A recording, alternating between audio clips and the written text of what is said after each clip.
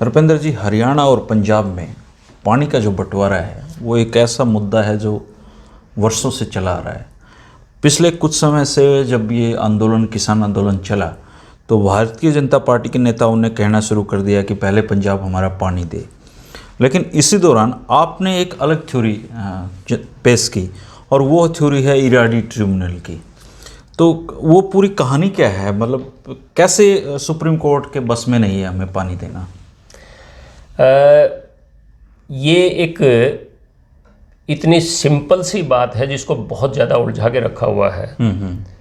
मैं 2-3 मिनट में ही आपको सारी चीज़ें बता देता हूँ।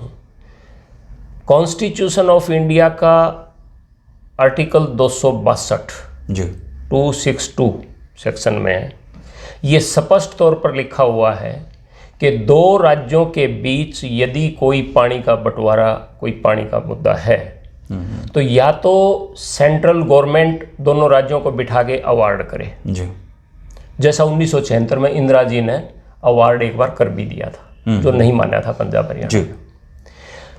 अगर उसके बाद भी डिस्प्यूट स्टैंड करता है और वो अवार्ड कामयाब नहीं होता है, तो एक ट्रिब्यूनल का गठन किया जाए और वो ट्रिब्यूनल डिसाइड करेगा। अच्छा। ये चाहे कावेरी का विवाद था, चाहे आप पंजाब हरियाणा के बीच सतलुज व्यास, जिसको स्टेट में पानी के इश्यूज ट्रिब्यूनल करेगा। ये 262 कॉन्स्टिट्यूशन ऑफ इंडिया, 10वीं के बच्चों के पास भी कॉन्स्टिट्यूशन की बुक होती है, उसमें 262 निकाल के पढ़ेंगे तो 4 लाइन की बात ये स्पष्ट लिखी हुई है।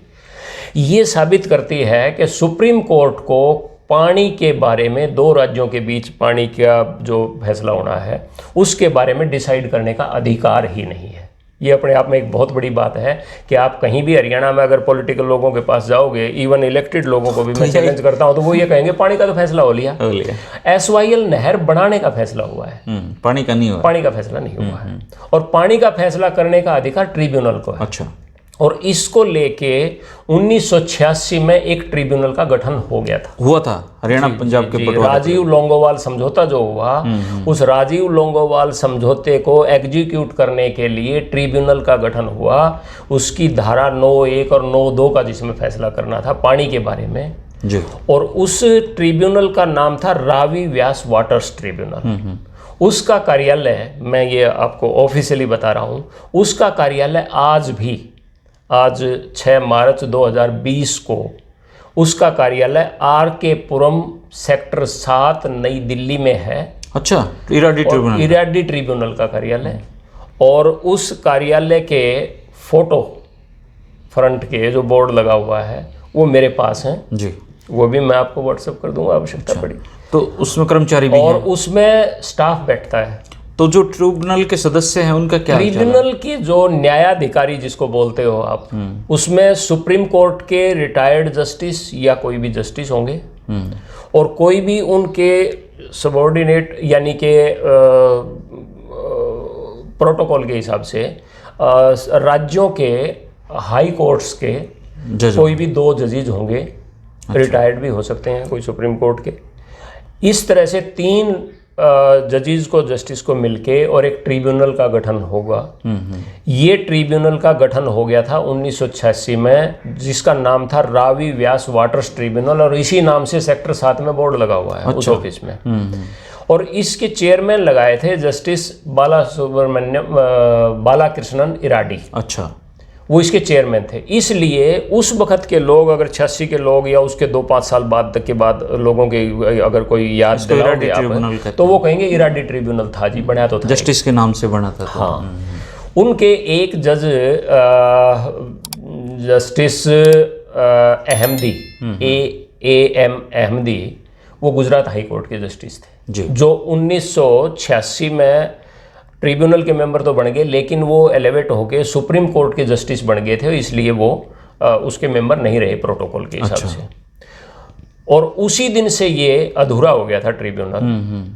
और चेयरमैन जस्टिस बालाकृष्णन इराडी जो थे, उनकी डेथ होगी 2010 में। मतलब खाली हैं तीनों। उसके बाद जस्टिस मेनन जो केरला हाई कोर्ट के जस्टिस थे, उनकी डेथ होगी 2012 में।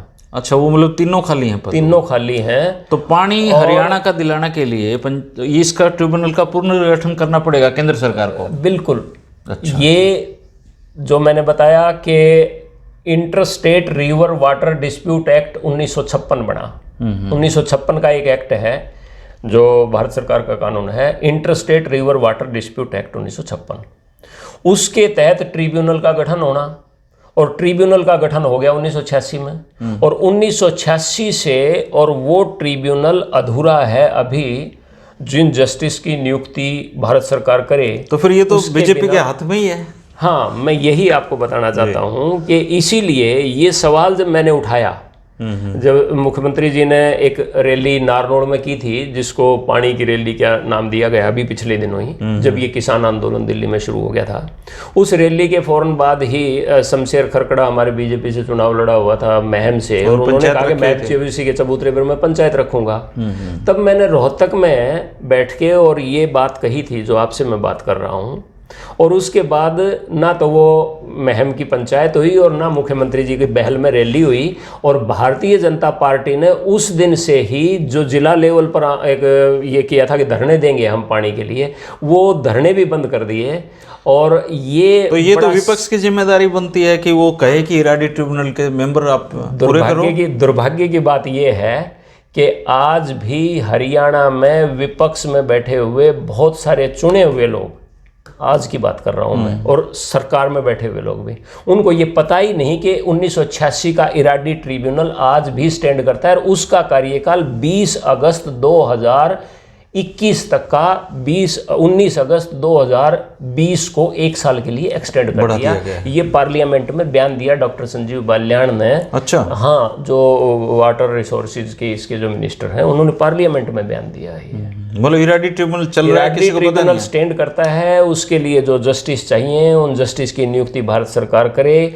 वो करके जो ही वो अवार्ड करें, इतने क्यूसेक पानी हरियाणा के हिस्से में आता है। मैं तो ये कहता हूं कि SYL नहर बनाने की बात उस वक्त होनी चाहिए कि प्रेजेंट सिस्टम जो हमारे डिलीवर करने के लिए काफ़ी है, तो उस सिस्टम से पानी आ जाए, ये हमारा पानी बनता है।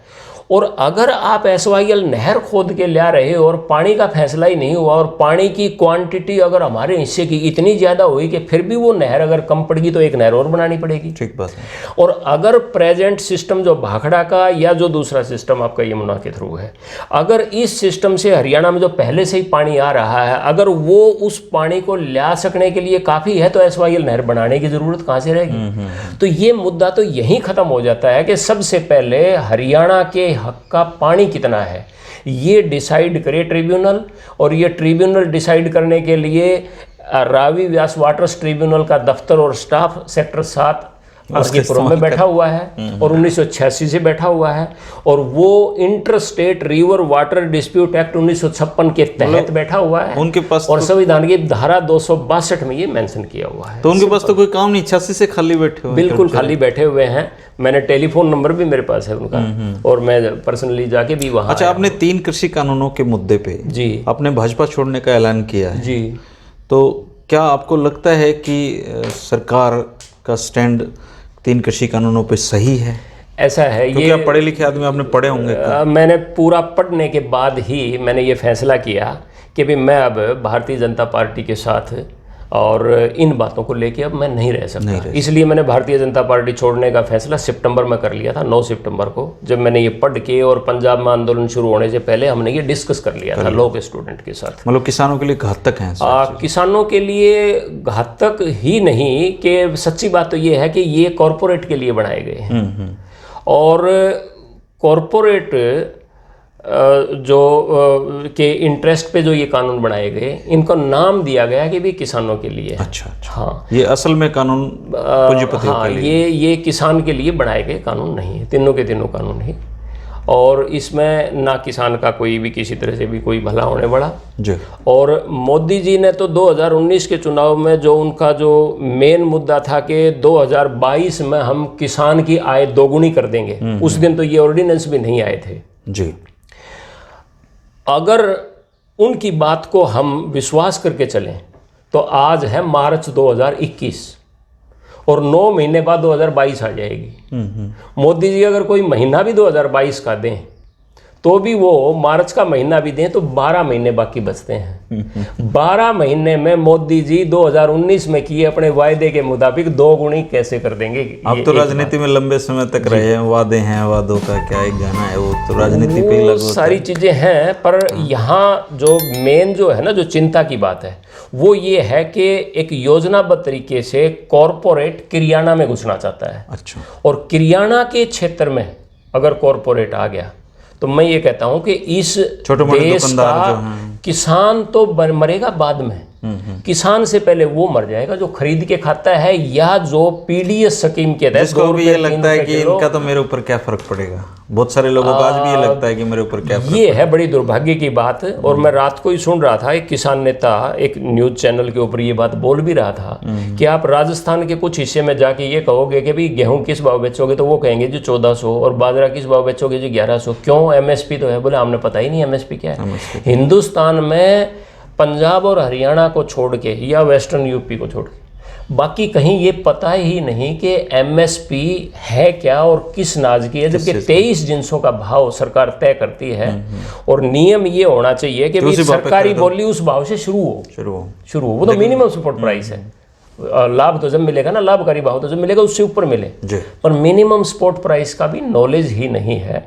और ये सारे के सारे तीनों कानून जो हैं ये बिल्कुल कॉरपोरेट के लिए बनाए गए हैं, इसलिए आपने इसलिए मैंने बीजेपी छोड़ दी। शुक्रिया धर्मेंद्र। नमस्कार।